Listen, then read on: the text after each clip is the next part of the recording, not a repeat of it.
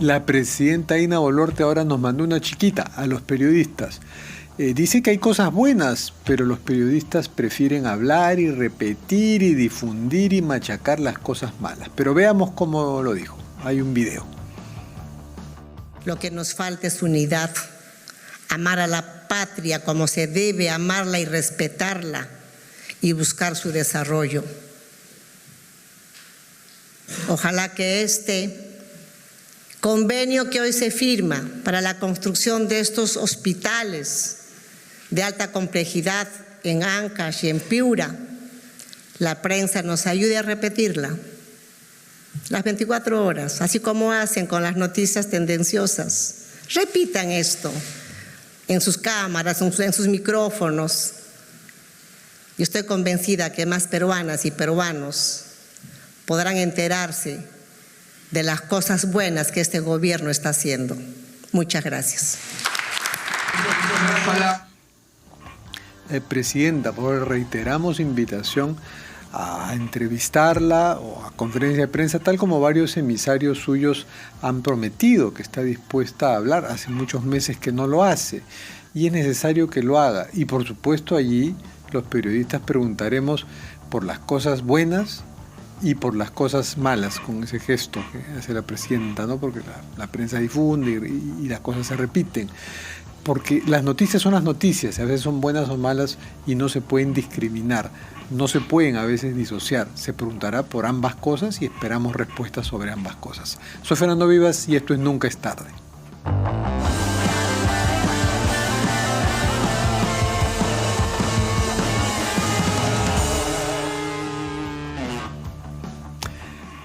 Antes de presentar a nuestro invitado, a nuestro primer invitado, anunciamos que pronto conversaremos con el doctor Helio Riera, abogado del expresidente Alberto Fujimori, que siempre a su edad aún sigue estando en el candelero, y luego con una visitante al Perú que es una experta en campañas electorales en Europa, y es española, la experta Ofelia Santiago.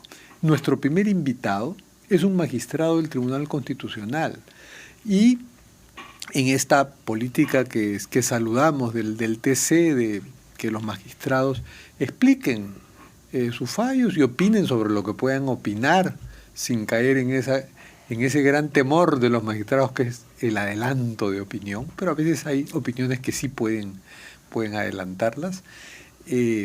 Va a venir ahora a contarnos de un caso, hasta donde nos pueda contar, que es una demanda competencial que enfrenta a dos poderes del Estado, al Poder Judicial y al Congreso, y que tiene que ver con este conflicto en torno a la Junta Nacional de Justicia. Es en realidad todo un nudo competencial que hay entre los poderes y los organismos autónomos en el judicializado y politizado Perú. Gracias por acompañarnos, magistrado César Ochoa. Buenas noches, señor Vías. ¿Qué nos puede contar de el TC ha programado ya una audiencia, si es que no sucedió ya, sobre la demanda competencial entre el Poder Judicial y el Congreso de la República? El Congreso es el que ha interpuesto la demanda competencial. Así es. Primero vamos a explicar brevemente cuáles son las funciones, las competencias del Tribunal Constitucional. Bienvenido el afán de ser Porque la didáctico. gente no conoce, lo confunde con la Corte Suprema, lo confunde con otros organismos, ¿no? No forma parte del Poder Judicial. Tenemos los tres poderes del Estado: ejecutivo, legislativo y judicial. Y hay una separación de poderes, no hay una primacía de un poder sobre otro. Y hay un conjunto de organismos constitucionales autónomos. Uno de ellos es el Tribunal Constitucional, que conoce procesos orgánicos y procesos de tutela de derechos. En los procesos de tutela de derechos son el amparo, el habeas corpus, habeas data, y conoce procesos sobre materias de inconstitucionalidad y conflictos de competencia. Los conflictos de competencia se dan cuando hay controversias entre órganos del Estado, los poderes del Estado, por ejemplo, para hacerlo sencillo, ejecutivo con legislativo o con el Poder Judicial. En este caso, hay una controversia entre el Congreso de la República, ¿no?, y el Poder Judicial a raíz del proceso de amparo promovido por 2 exmiembros de la Junta Nacional de Justicia que fueron inhabilitados, como sabemos, por 10 años por acuerdo del Congreso de la República. En esta clase de conflictos hay que deslindar lo jurídico de lo político. Ahora, primero una aclaración. Ustedes ya ahora se van a pronunciar sobre el fondo, pero sobre la forma dieron una medida cautelar. Efectivamente, en toda clase de procesos existe la posibilidad de una medida cautelar. Que fue a favor del Congreso y en virtud de la cual volvieron a ser inhabilitados Inés Tello y Aldo Vázquez, que ahora han vuelto a ser, claro, pero se señaló, habilitados por el Poder Judicial. Se señaló expresamente en esa medida cautelar urgente que era temporal hasta que la Corte Suprema se pronuncie. Pero antes que la Corte Suprema se ha pronunciado sobre la apelación de esa medida cautelar, porque hay un proceso de amparo, ¿no?, ¿qué ha ocurrido? Hay una sentencia de fondo en ese mismo proceso de amparo y se ha dispuesto a la ejecución inmediata de esa sentencia. No por la Corte Suprema. No por la Corte Suprema, sino por la Sala de la Corte Superior que ha conocido de este proceso de amparo. Y eso está previsto, esa posibilidad de la ejecución inmediata en el Código. Más no le puedo adelantar sobre eso. Eso es lo que ha ocurrido. Pero sí me puede decir qué es lo que van a resolver, sobre qué exactamente, dónde está el eje del conflicto competencial que ustedes tienen que resolver. Mire, todavía no lo hemos estudiado a fondo porque va a haber la audiencia pública con informe oral el día 10, ¿no?, a celebrarse en la ciudad de Arequipa. Ahí vamos a escuchar a la defensa de la parte demandante del Congreso de la República. O sea, el procurador del Congreso. El procurador del Congreso de la República y del otro lado al procurador del Poder Judicial. ¿Podría aparecer el mismísimo presidente del Congreso de pronto? ¿O no está previsto eso? Podría hacerlo, si quisiera. El presidente del Congreso pedir el uso de la palabra, sí. Podría pedirlo sobre hechos, por ejemplo, ¿no?, que ocurre a veces, pero por ejemplo, Rafael López Aliaga, ¿no?, el alcalde de Lima, alguna vez pidió la palabra, ¿no? Pidió la palabra sobre hechos, no sobre derecho. Es decir, sobre su visión de los hechos que se habían producido, pero no sobre cuestiones jurídicas. Hasta suena bonito eso, pido la palabra sobre hechos, no sobre derecho. Así es, para informarnos sobre los hechos relativos a ese contrato, ¿no? Eso es lo que informó en su oportunidad el alcalde López Aliaga. Ya, y dígame, ¿y ustedes tendrían que opinar, podrían opinar sobre la reposición, que ahora es el último capítulo, ordenada a Inés Tello y Aldo Vázquez? Eso no es materia del conflicto competencial. Claro, el asunto justamente iba por ahí. El conflicto competencial es determinar de quién es la competencia, y esto requiere un análisis muy fino de cirugía, porque de un lado el Congreso efectivamente tiene la competencia, como se dice, reservada, algunos dicen exclusiva y excluyente de hacer el juicio político. Pero nosotros, este pleno, en una sentencia de conflicto competencial entre el Congreso y el Poder Judicial, se pronunció que sí es viable el control constitucional de estos actos del Congreso, siempre y cuando implique afectación de derechos fundamentales. Y eso lo ha tenido presente el Poder Judicial al dar sus medidas cautelares. Así lo ha Eso lo ha ¿no? señalado. Efectivamente, todavía no hay un pronunciamiento sobre el fondo, porque la medida cautelar que se emitió solamente es una tutela urgente. No me va a decir, no me puede decir a quién le van a dar la razón. Por supuesto, pero que no sí podría. Nos podemos poner en el escenario que, sea cual sea la decisión de ustedes, podría tener el efecto de inhabilitar o confirmar la habilitación de Tello y Vázquez para estar en la Junta Nacional de Justicia. ¿Podría tener ese efecto? Mire, efectivamente, Algunos críticos, y nosotros reconocemos toda la crítica, han sostenido que el Tribunal Constitucional no se puede pronunciar sobre resoluciones judiciales. Recordará usted que se ha invocado un artículo de la Constitución al respecto. Pero esa argumentación ignora que justamente cuál es el rol del Tribunal Constitucional: resolver conflictos de competencia. Y los conflictos de competencia pueden ser, de un lado, del Congreso interfiriendo en el Poder Judicial o del Poder Judicial interfiriendo en el Congreso, menoscabando sus atribuciones, y así otros tipos de conflictos con el Ejecutivo, por ejemplo. Entonces, hay que determinar si se trata de un acto político puro o tiene un aspecto jurídico que puede ser objeto de control de la constitucionalidad. Ejemplo, se ha dado con este pleno, cuando se falló el habeas corpus del expresidente Castillo, y este pleno declaró la nulidad del informe de la Subcomisión de Acusaciones Constitucionales, ¿no?, que había calificado como actos de traición a la patria unas declaraciones de en realidad, el presidente Castillo. El TC puede incluso aprovechar la ocasión para sentar jurisprudencia sobre temas muy importantes.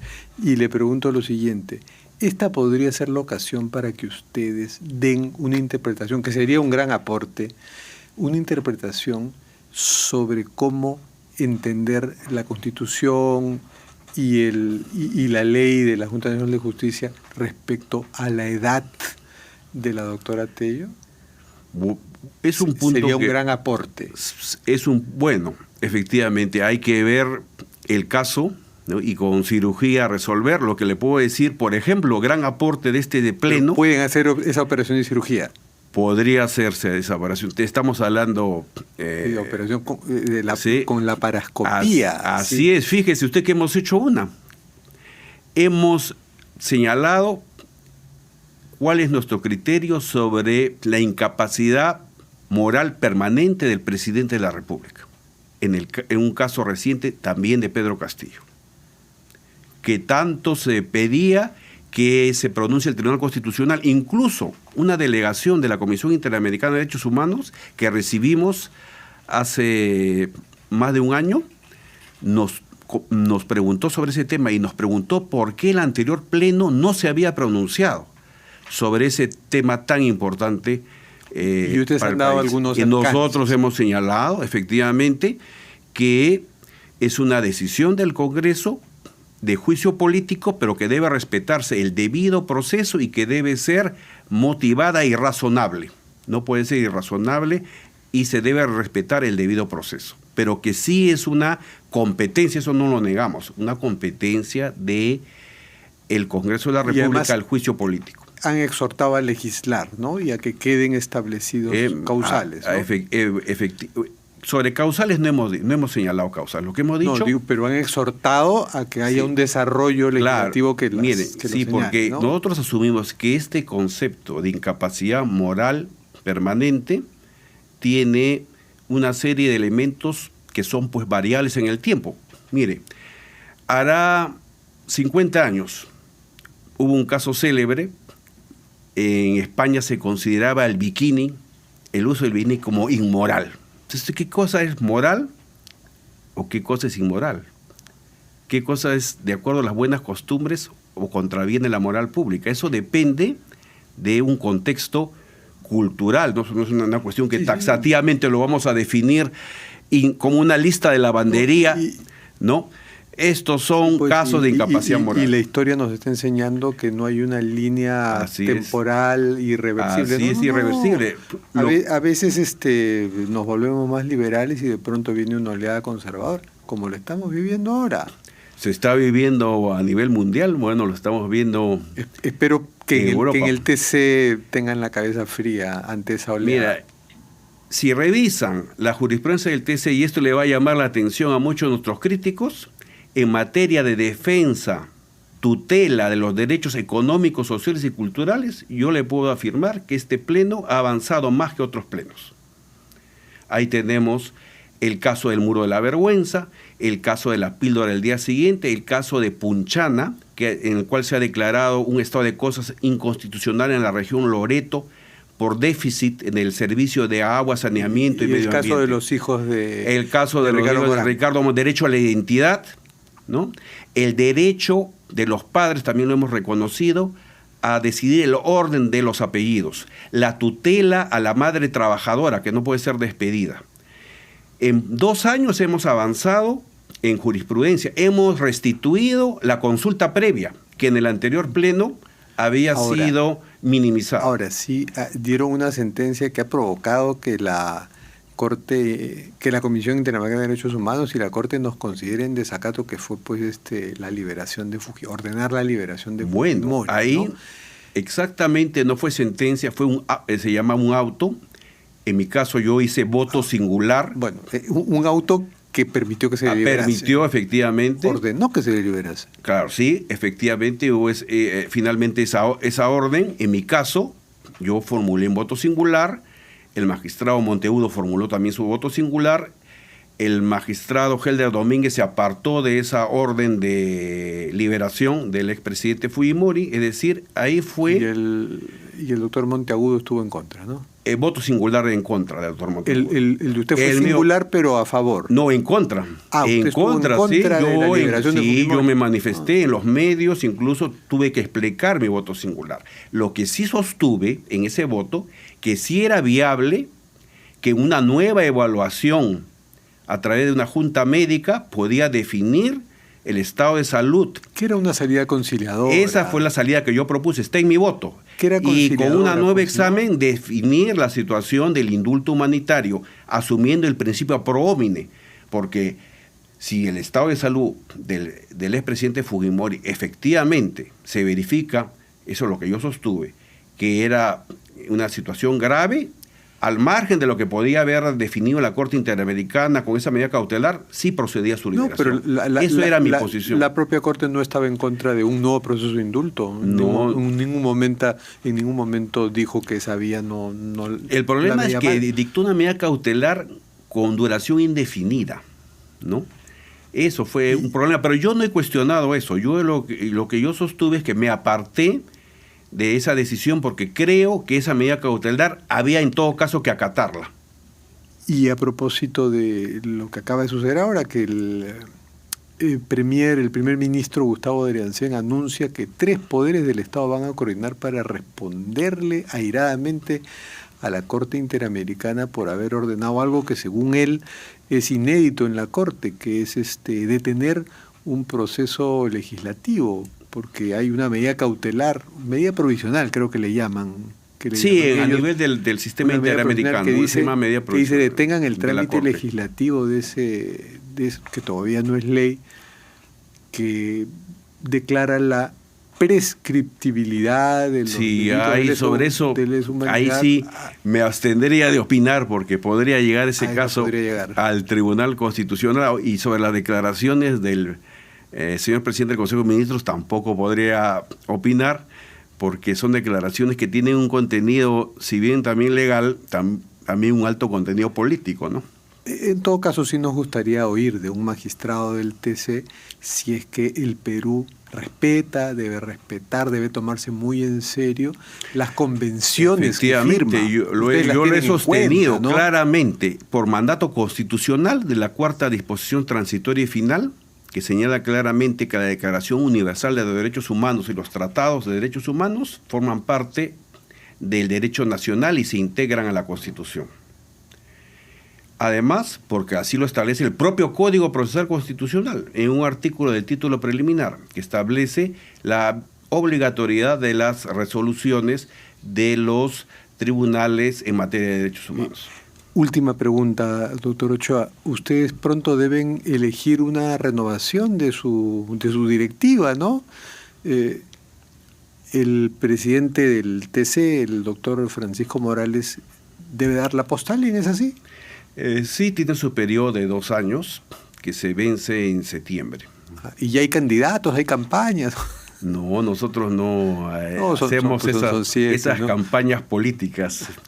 Pero efectivamente va a tener que elegir, porque no hay reelección del presidente, va a tener que elegirse un nuevo presidente del tribunal, un vicepresidente. ¿Podría ser usted? Bueno, pues, usted sabe que todos muchas veces o quieren ser candidatos o no, no sabemos. Pero usted estaría dispuesto si es que sus colegas lo plantean. Bueno, definitivamente si eso ocurre, yo estoy para asumir cualquier responsabilidad. Bueno, muchas gracias, doctor César Ochoa, miembro del Tribunal Constitucional. Terminamos con nuestras cartas. Ajá, el juego de cartas. Sobre la mesa. ¿Puede, por favor, escoger una carta y leer lo que diga? Lo que diga. Bien. ¿Qué dice ¿Asamblea Constituyente o bicameralidad? Bueno. Puede contestar. Asamblea Constituyente o bicameralidad. Miren, la bicameralidad, en mi opinión, es necesaria. Además que ya ha sido aprobada. Ya ha sido aprobada. En 2 legislaturas. En o sea, 2 que la vamos a legislaturas, ¿no? Ahora, sobre la Asamblea Constituyente, no hay... Ya escogió bicameral. Ya lo dejamos para otro programa. Aunque el TC es el Senado, pues actualmente, de alguna forma. Muchas gracias, doctor César Ochoa. Y nos vemos entre una pausa con el doctor Elio Riera, abogado del expresidente Alberto Fujimori.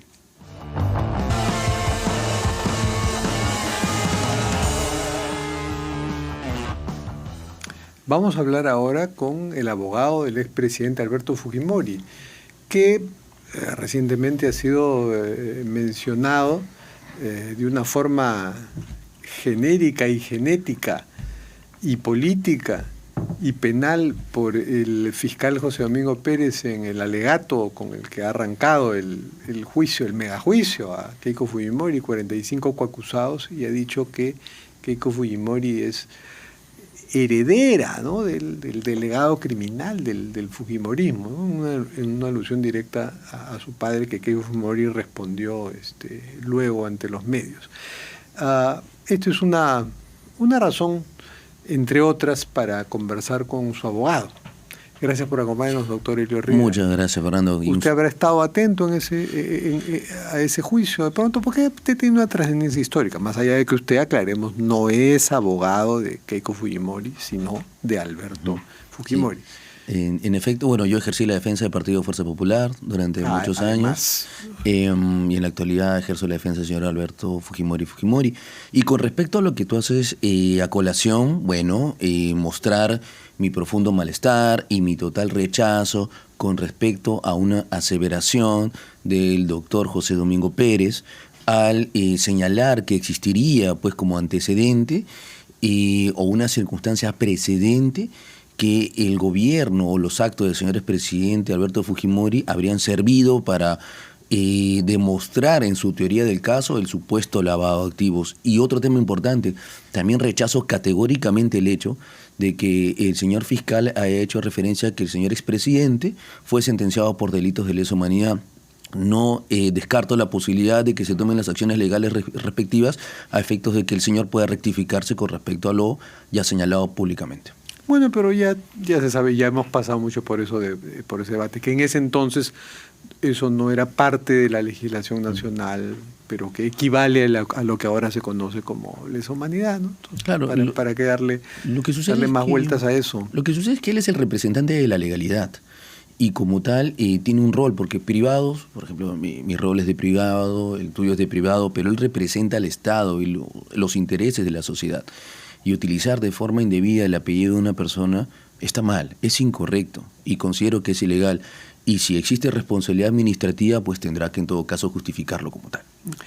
Ahora, usted de pronto habrá celebrado lo que ha dicho hoy el primer ministro Gustavo Adriancén, ¿no?, que convoca al Congreso y al Poder Judicial para juntos responder a la Corte Interamericana que sobre el caso de Barrios Altos y La Cantuta dictó una suerte de medida cautelar o provisional, creo que le llaman en el sistema interamericano, ¿no?, que dice: detengan la tramitación de esa ley que declara la prescriptibilidad de delitos de lesa humanidad, que sí favorecería a su patrocinado Alberto Fujimori ante el caso Pativilca, ¿no? Uh-huh.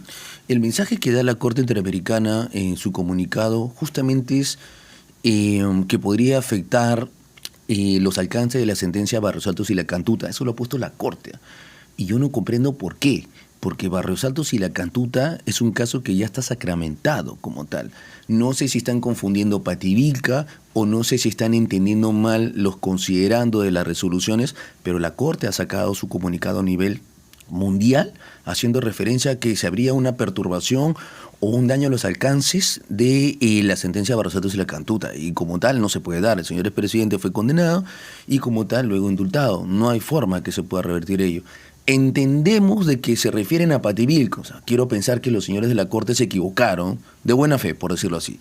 Entonces, pero la Corte no está pensando solo en Alberto Fujimori, ¿no? Sino en el principio de imprescriptibilidad que, según entrevistamos a la doctora Andrea Pochac, que es de la Comisión Interamericana de Derechos Humanos, y nos decía que no hay un artículo en la Comisión Interamericana que hable de la imprescriptibilidad total, general, no cronológica, aunque es medio contradictorio decir eso, sino que es parte del derecho común de las gentes, es la costumbre, que está en la doctrina del derecho internacional, que la imprescriptibilidad debe ser total, sempiterna, cuando se trata de delitos de lesa humanidad. Respetable, entendible, pero dos elementos importantes.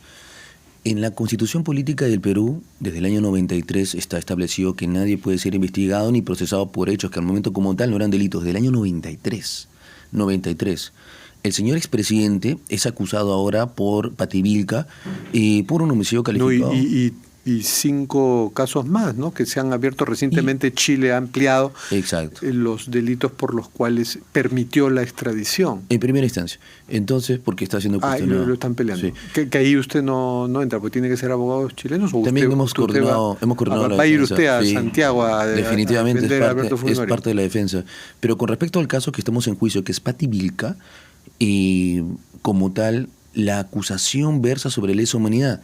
Y está en Justicia TV, y cuando la magistrada, la doctora Cano, de manera prolija e imparcial, doctora Gloria Cano, claro, pide a Fiscalía que precise cuál es el fundamento fáctico para entender lesa humanidad, no lo precisa y jamás lo va a hacer, porque en el año 92 no estaba tipificado ese delito. Entonces, podríamos hablar de lesa humanidad, sí, cuando ingresa en la legislación, en el Código, cuando propiamente finales de 2002 por el Acuerdo del Tratado de Roma, donde claramente se señala que los delitos de lesa humanidad rigen desde ese momento para adelante, no es retroactivo. Entonces... Claro, pero para el espíritu del Estatuto de Roma, quienes lo firman están recogiendo esa costumbre, ese derecho no escrito, que es considerar que la imprescriptibilidad va a ser total. Totalmente podemos comprenderlo, podemos respetarlo, es una opinión, pero no está en la ley. Entonces genera, pues, lógicamente una posición de discrepancia y nosotros sostenemos que si no está en la ley, como tal no es delito. Y eso no quiere decir que se esté realizando una impunidad, ¿no? La tesis es absolutoria. Ahora, hay otro hecho importante en la vida reciente de Alberto Fujimori. Primero déjeme preguntarle por su salud, porque tuvo una caída. La propia Keiko Fujimori dijo que había habido una ruptura de cadera, que suena terrible, aunque para alguien de su edad es pues algo no tan extraordinario, y que ha sido operado. ¿Y la operación cómo le ha ido? ¿Va a poder caminar dentro de poco o ya está caminando? Muchas gracias por la pregunta. En efecto, el señor expresidente tuvo un terrible accidente, pero el día de hoy ya se encuentra con esta operación, al día de hoy ya atendido, se encuentra en proceso de recuperación. Lo complicado era un poco continuar con el tratamiento de radioterapia, porque como comprenderás, lógicamente el movimiento de realizar o desplazar, en este caso, a un adulto mayor con esta fractura genera pues dolor, evidentemente. O sea, la radioterapia que tiene que ver con el cáncer de la lengua, de esa me está hablando. Claro, lo de operación de la cadera no genera ese tratamiento. Pero llevar a una persona, desplazarla cuando tiene un dolor de esa magnitud genera pues complicaciones. Gracias a Dios el día de hoy se ha superado y el señor expresidente se encuentra en proceso de recuperación.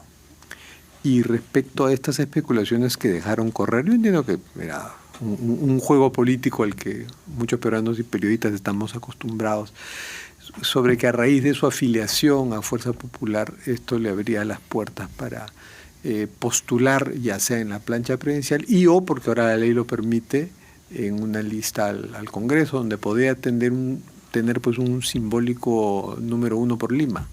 Sí, pues, evidentemente abre la posibilidad de que los ciudadanos podamos tener una alternativa adicional. El señor expresidente ya comunicó como tal que tiene el deseo de continuar y de servir finalmente a los peruanos. Ya comunicó. Claro, una carta como tal, una carta abierta, ¿no?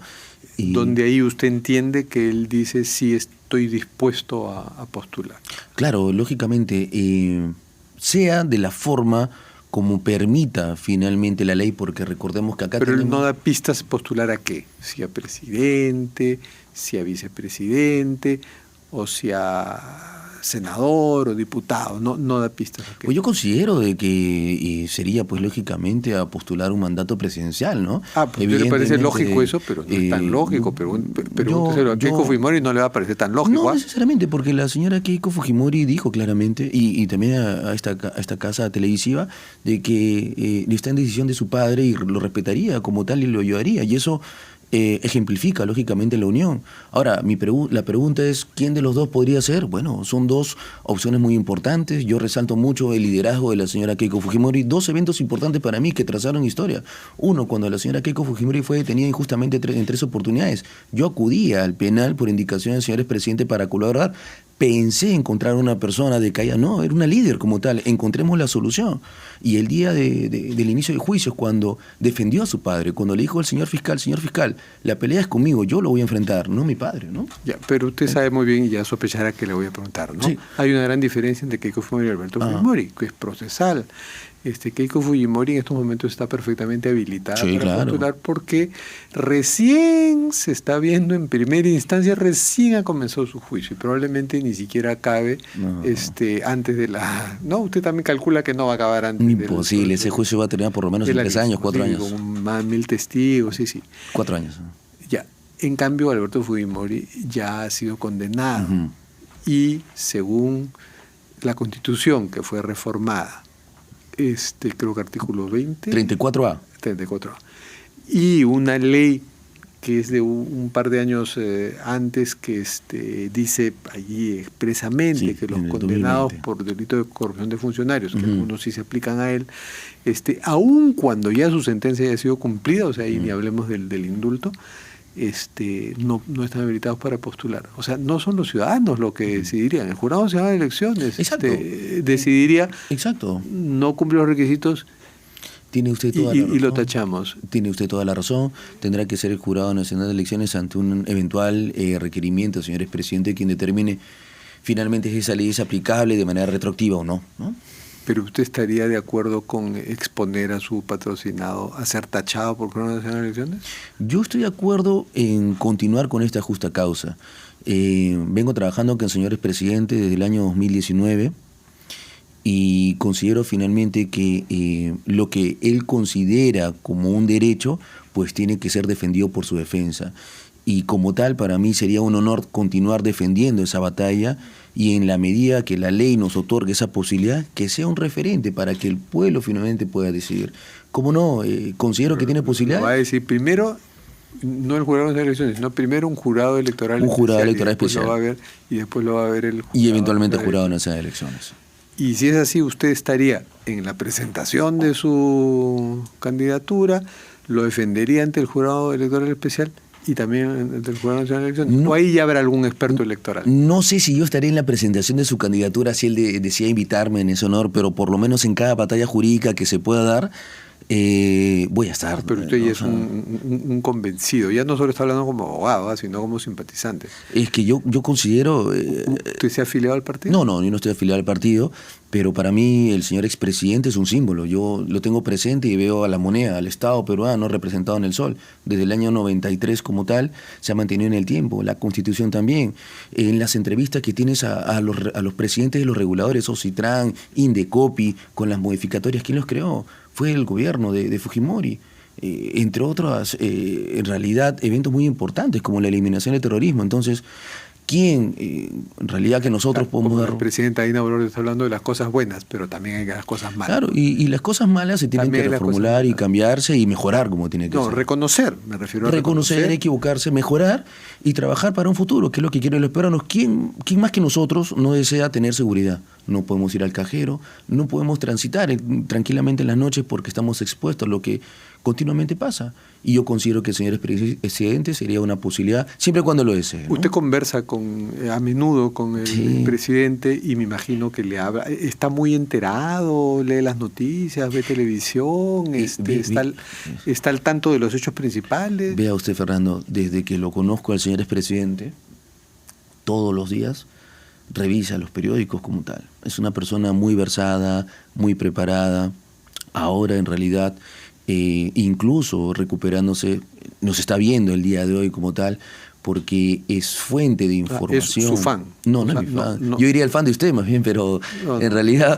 Fan suyo y seguirá pues a su abogado, que no solo es abogado, ya es vocero político del ala albertista dentro de Fuerza Popular. Muchas gracias por esa designación que usted menciona, pero el señor expresidente como tal sigue las noticias de esta casa televisora, de fuente de señal abierta, es una persona muy preparada y siempre permanente, y para mí es muy importante, ¿no? Cuando menciona, doctor, me dice, Elio, el tipo de cambio no está afectando, quiere decir que el país está bien.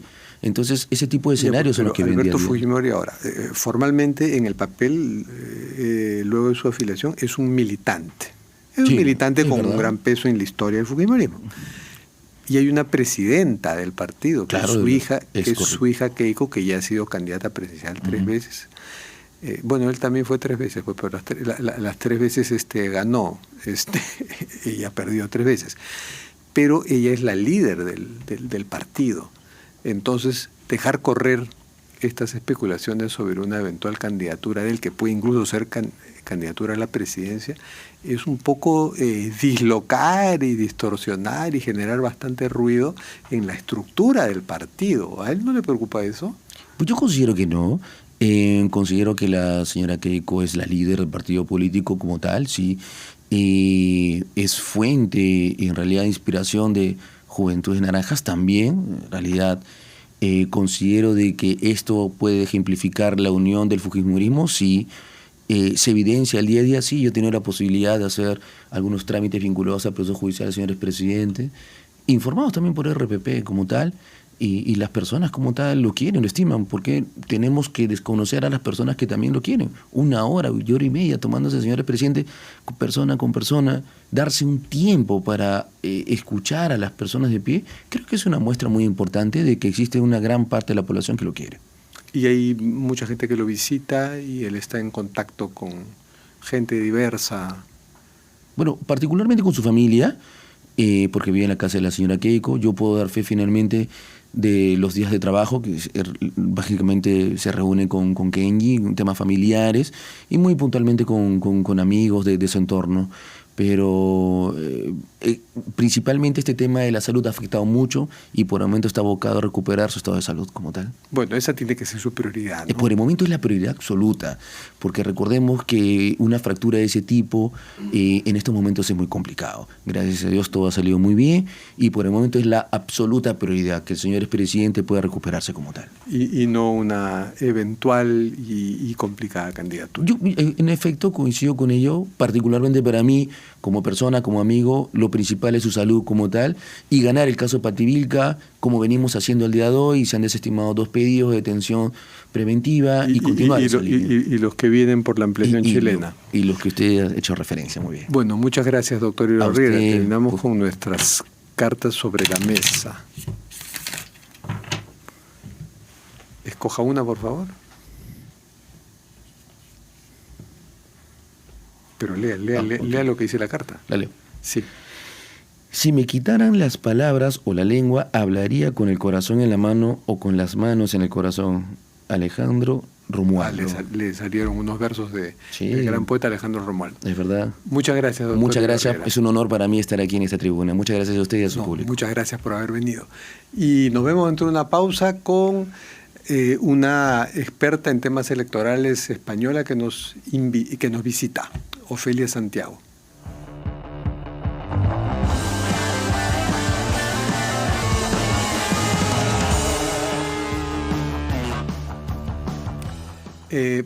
Actualmente hay un evento que reúne a expertos en temas electorales y comunicación política que se llama EDIRCOM. Y estamos con una de las invitadas, que ella es asesora en temas electorales y es española y asesora en el Parlamento Europeo, ¿cierto? En distintos. Gracias por acompañarnos, Ofelia Santiago. Muchísimas gracias a usted, don Fernando. Un placer, como siempre, estar en RPP. Un placer estar con usted, que ya conoce no solo el Perú, sino conoce a esta casa. Y me imagino que además antes de esta nueva visita habrá se habrá empapado, aunque sea ligeramente, de cómo están las cosas por acá, y ha encontrado pues un país donde no hay un sistema de partidos. Tenemos 30 partidos inscritos y hay 17 en proceso de inscripción, entonces probablemente para las próximas elecciones vamos a tener 50 partidos.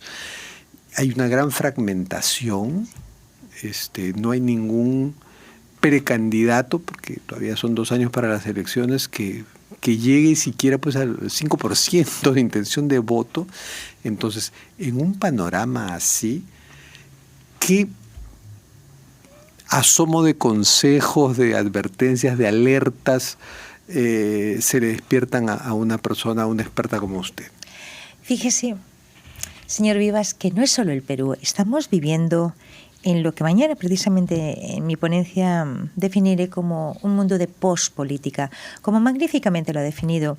Estamos atravesando un momento de polarización, pero sobre todo fragmentación. Es la palabra clave que ha comentado. Fragmentación. Permítame un momentito, la noticia es la noticia y tenemos que dar una noticia. Es una noticia del Ministerio Público. El acuerdo de colaboración con Jorge Barata ha sido revocado. El 5º Juzgado de Investigación Preparatoria Nacional revocó el acuerdo de colaboración eficaz con Barata y ha dejado sin efecto su condición de colaborador eficaz. Esto significa que estaría con mayores razones Barata para no acudir al proceso de Keiko Fujimori, en la que él tenía un testimonio importante que dar sobre la colaboración, los aportes de Odebrecht a la campaña de Keiko Fujimori en el 2011. La resolución judicial se da luego de la audiencia judicial en la que el fiscal José Domingo Pérez demostró que el exfuncionario de Odebrecht incumplió su obligación de declarar en calidad de testigo para el caso del expresidente Ollanta Humala. Esta resolución ha sido dictada por la jueza Margarita Salcedo y revoca el beneficio legal que tenía Barata. El acuerdo con la empresa Odebrecht y con sus otros exfuncionarios continúa en plena ejecución. O sea, esto es solo con Barata. Pero bueno, va a tener efecto en el juicio a Keiko Fujimori y en otros más importantes que ese, porque tienen que ver con actos de colusión. Así que veremos, bueno, cómo el Ministerio Público afronta este hecho. Y ahora sí volvemos. Por favor, discúlpenos, pero usted comprende la dinámica. La noticia es una de las cosas que mejor hace. Es RPP, precisamente, meterse en el salón de nuestros televidentes explicándoles qué son las cosas más importantes a tomar en cuenta. Entonces volvemos a nuestro hilo y usted se había quedado en fragmentación del mundo. Y en pospolítica. Se fragmentó el diálogo. ¿Qué es eso de pospolítica y qué es eso de fragmentar? Yo no sé si las personas son conscientes de que estamos... Me gustaría preguntarle, en uno de los momentos más importantes de la historia de la humanidad, solo después de la caída del Imperio Romano, y podríamos hablar después del siglo XIV, hemos tenido momentos similares donde tenemos que repensar la historia de la humanidad. Y la política tiene que repensarse.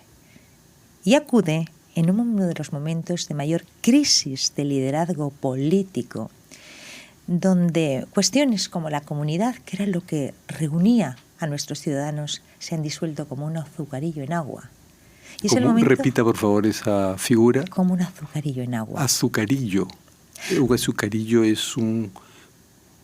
Azúcar en un cuadradito, en un ladrillito pequeño que echamos en nuestro café. Claro, lo que pasa es que aquí usamos la azúcar de otra forma, pero sí, le entiendo perfectamente. Es el momento de las identidades, del individualismo, respondiendo a su magnífica pregunta anterior, donde la política ya no aglutina, como decíamos antes, esas comunidades. El contrato social, ese contrato russoniano, está roto. Pocas personas escucho que se atrevan a decir algo tan evidente. Y lo que tenemos que hacer es repensar y generar, como en espacios, como en EDIRCOM 2024, lugares para pensar y definir exactamente dónde queremos ir. Y no estar ansiosos de tantas respuestas, sino de generar las más importantes preguntas que necesitamos primero para definir el futuro y el presente de este grandísimo país. Claro. Pero ustedes, pues también en España se hacen esas preguntas, y en Europa, con los resultados del Parlamento Europeo, ¿no? Ese viraje. ¿Quién ha ganado, por cierto, para usted? Bueno, hay un avance de la derecha, un desplazamiento hacia la derecha, pero la abstención, el no sabe, no opina, es mayor que la derecha y que la izquierda. Bravo. Si es que las ideologías todavía importan, pero para algunos todavía importan. Pero, por ejemplo, en España se dan varias sorpresas y debates, pero tienen a un presidente que es miembro de un partido importante. Acá tuvimos a Pedro Castillo, que ni siquiera terminó. Ahora tenemos cinco presidentes en un año, tenemos muchos partidos. Sí. El partido más viejo había perdido su inscripción y recién se ha reinscrito, que es el APRA. Entonces, ni siquiera tenemos a partidos consolidados, tenemos a mucha gente que quiere ser candidatos. Claro. ¿Por qué? Porque tan malo puede ser la partitocracia para una democracia, los que somos defensores y demócratas arraigados. Tenemos también que repensar si la partitocracia es algo saludable para un país. Y mi respuesta es no. Tenemos también que repensar de qué forma podemos reedificar las instituciones democráticas teniendo el máximo respeto a la independencia de los tres poderes y saber que en estos momentos vamos a contracorriente. Como diría Schumpeter, en esa destrucción creativa, estamos asistiendo a ese momento tan delicado de la política, donde esas identidades, esa individualidad hace que las personas cada vez menos se asocien por ideología, como muy bien ha dicho. Y en esta pospolítica lo que premia es la individualidad. Y no olvidemos que la irrupción de esta, si me permite, revolución tecnológica y sobre todo las redes sociales hacen que se maximice esa individualidad, donde cada vez la gente se aglutina de menor forma y lo hace solo pensando en su cotidianidad. Y eso hace que tengamos tal disparidad y tal absentismo, pero sobre todo desencanto. Lo que tienen nuestros ciudadanos es desencanto. Y la asignatura política de nuestros líderes es estar a la altura de los retos, pero sobre todo de las oportunidades que también tenemos. Ese desencanto implica pues una desafección, desmovilización, por acá muchos dicen. Sí. ¿Y quién va a resolver esto? Dicen la calle, que es una manera que tenemos para hablar de la movilización popular, ¿no? Pero la calle no se mueve, o de pronto se mueve cuando no se espera que se mueva. Qué bueno, qué bueno. Yo creo que estamos llegando a tal momento de hartazgo, y lo digo porque es uno de los medios donde se puede hablar así en RPP. Uno se siente libre y da gloria poder hacerlo. Tenemos el momento de repensar si en este momento crítico nos merecemos los líderes que estamos viendo, pero a nivel mundial. Podemos ver el resultado de las elecciones europeas. Podemos ver el último debate que todos tenemos en mente. No, sí, todos tenemos en mente a un Biden repitiendo palabras, no entendiendo todo y casi se nota como una resignación del Partido Demócrata al triunfo inminente de Trump, que según las encuestas no es tan inminente, no. Pero pareciera en la figura de Biden que hay una resignación a perder. Absolutamente, en mitad del sexto paradigma. Es decir, entramos en ese sexto tecnoparadigma definido por la inteligencia artificial, la robótica, la nanotecnología, el transhumanismo. Y tenemos que definir nada más y nada menos que nuestra relación persona-tecnología y de qué se va a encargar la política. Y en ese momento con una guerra híbrida, en 7 focos diferentes, multipolar. ¿Esa es la clase política que tenemos? Necesitamos urgentemente reinventar la política.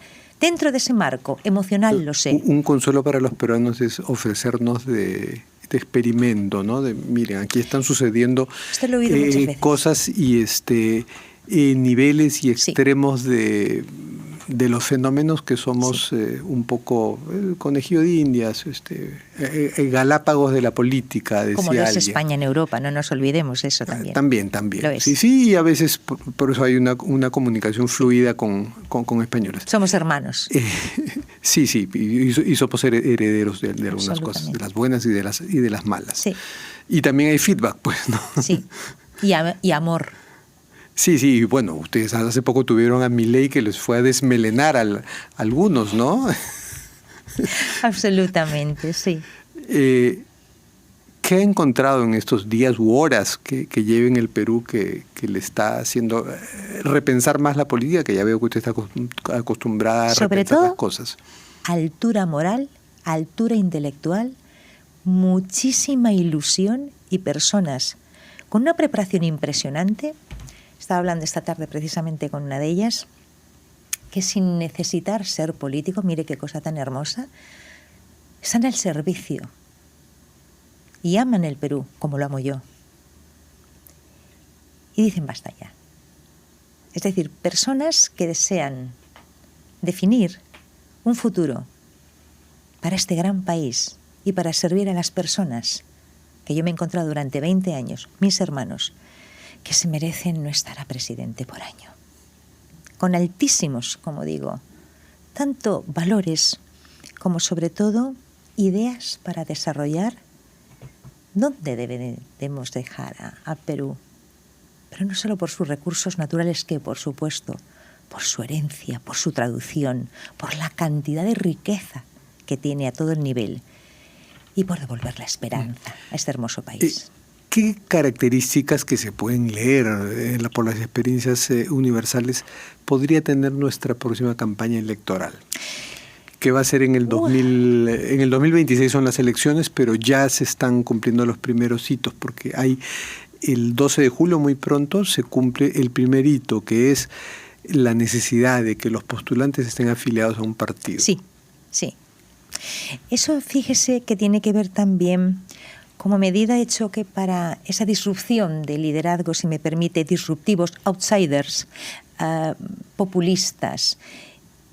El poder no alquilar, es la primera vez que yo escuché esa metáfora, lo escuché en Perú ya hace muchísimos años, naves nodrizas. Vientres de alquiler. Sí. Y yo dije, ¿y qué es eso? Y me dijo el jefe de esa campaña, dice, es como una nave nodriza. Yo no había escuchado eso en política todavía en el mundo. Y ahora creo que eso es un gran avance. Pero en todo caso, respondiéndole, vuelvo a la primera palabra que he empezado este debate, y es fragmentación, nuevamente.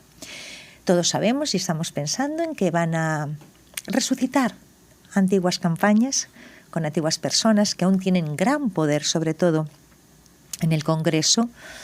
Va a ser una campaña de coaliciones. Van a haber determinados movimientos que van a aparecer, fíjese, no tanto cercanos en ideología como en propósito. Y volvemos a hablar de propósito. Hay mucha gente con mucha esperanza que quiere devolver el futuro que se merece Perú. Mucha gente. O sea, cercanos en propósito, que no es lo mismo que ideología. Claro. O sea, en propuestas y en la forma en que se hace la propuesta. Que no en ideología. El volumen alto va a primar. La declaración y el discurso altisonante. Efectivamente. Agresivo. No tiene por qué. Yo he escuchado a personas que lo que tienen es altura moral, altura de principios y de estrategia. O sea, no altura en el tono de su no necesariamente voz. estamos condenados a un estilo Trump o Milei. Solo si ustedes desean estarlo. Tienen personas brillantes que quieren servir a este gran país. O sea, podría ganar alguien que hable bajo Sí. y pausado. Si se le deja. O si se les deja. O sea, no es imposible. No, en absoluto. y la tecnología, las redes, la inteligencia artificial van a ser un reto para esta campaña. Un reto no, va a ser una constante. Evidentemente va a ser una campaña donde el social listening, donde la inteligencia artificial, el Big Data, por supuesto, la lectura del microtargeting van a ser instrumentos de precisión absolutamente necesarios. El microtargeting, o sea, llegar así, como en el marketing comercial, llegar a esto es lo que quiere escuchar esa persona. Y al seguimiento y al feedback de lo que quiere escuchar esa persona, interactuando, generando lo que llamamos, ¿verdad?, una comunicación activa de calidad. Es decir, hay que responder, no solo hay que saber dónde está ese nicho, ahora, sino responder. Como un ingrediente, y no es impresión mía de peruano esperanzado o desesperanzado, pero por ejemplo en el Latinobarómetro, que mide rasgos de la democracia en el continente, Perú está en el top de desconfianza en la democracia y en varias instituciones, y eso nos incluye a la prensa. Entonces, vamos a tener una campaña donde muchos no le van a creer a lo que digan los medios, sino lo que le dice su amigo o su grupo de chat de WhatsApp. Pero eso no solo es el Perú, de verdad, señor Vivas, es un fenómeno, me atrevo a decir, universal y multipolar en todo el globo. De hecho, le puedo decir que en el Perú ustedes están de enhorabuena. Miren, es un país que amo. Creo que no son conscientes de lo grandes que son, de la riqueza que son, de la hermosura de sus gentes, y son tremendamente críticos consigo mismos, que hay que serlo, por supuesto, a mí me educaron así, pero también deben de ser... Se nos va la mano. Creo que deberían de ser un poquito más precisos con la cantidad de riqueza y de cosas hermosas que querernos más y votar mejor. Lo digo de verdad. Ese es un propósito, querernos sobre más y votar tener mejor. Esperanza, porque repito, hay candidatos que van a sorprender, que creo que pueden dar un juego muy interesante a este hermoso país. Bueno, muchas gracias por sus buenos propósitos. Gracias a usted. Terminamos, nosotros tenemos acá un ritual al final de algunas entrevistas, que es pedirle a nuestros invitados que partan el mazo y escojan una carta. Y la ¿Izquierda, derecha? Con la mano que desee. ¿Soy zurda? ¿Está bien? ¿Qué dice la carta? Pues nos ha salido esta. Tiene que leer lo que dice Vamos la carta. a ver qué nos dice esta carta. La vida es como montar en bicicleta. Para mantener el equilibrio tienes que avanzar. Y por supuesto, Albert Einstein. Es una frase de Albert Einstein. La carta es un recuerdo del programa. Es para mí, Fernando. Sí. Ay, muchísimas gracias. Muchas gracias, de Ofelia corazón. Santiago. Como siempre, me he encontrado en casa. Muchísima fuerza, muchísima esperanza y bendiciones para todos. Muchísimas gracias. Y fue todo en nuestro programa de hoy. Nos vemos mañana a las 9 de la noche en Nunca es tarde, y los dejamos con Alan Díez en Así Somos.